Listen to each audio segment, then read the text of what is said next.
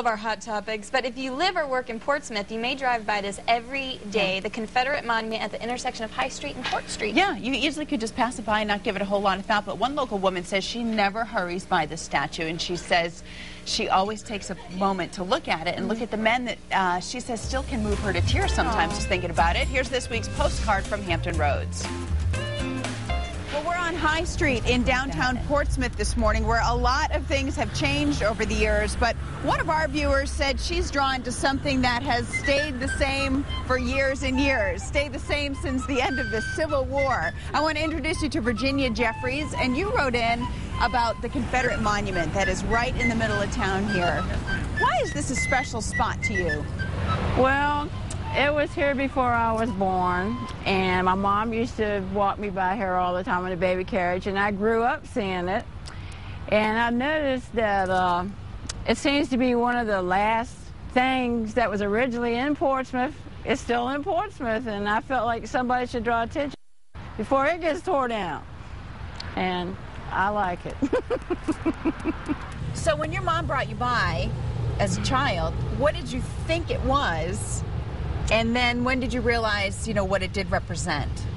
I don't think I really thought too much, you know, then, but I just like to look at it. And as I've grown older, every time I come down here, something just draws me to look at it. And when I look at it, I feel proud inside. Well, I don't know, because I really don't know the meaning of it. And they just look so proud the way they're standing, and it feels like they're on guard, watching the city and taking care of the city. And it's just something to have a lot of meaning to my life, and I like to look at it. And they're so straight and tall and handsome, holding their rifles. And did you know that this statue is the only Confederate monument that has a Confederate sailor on it?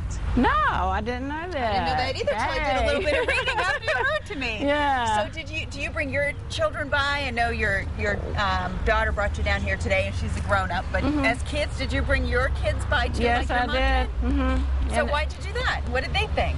Because I was trying to show them stuff that I saw when I was little, like the rest of the town that's not here anymore, like Grant's and Woolworths, and when Crawford Street had all the bars. Brought back another memory. When we used to sit on our porch on the corner of 4th and Randolph, and the sailors go by, whole bunches of sailors, and they smelled so good.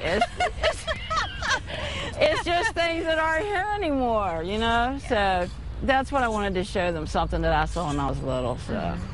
And you've lived all your life in Portsmouth? Yes, ma'am. I was born here. Actually, there used to be a hospital over there called King's Daughters Hospital. I was born there. It's not there anymore. So.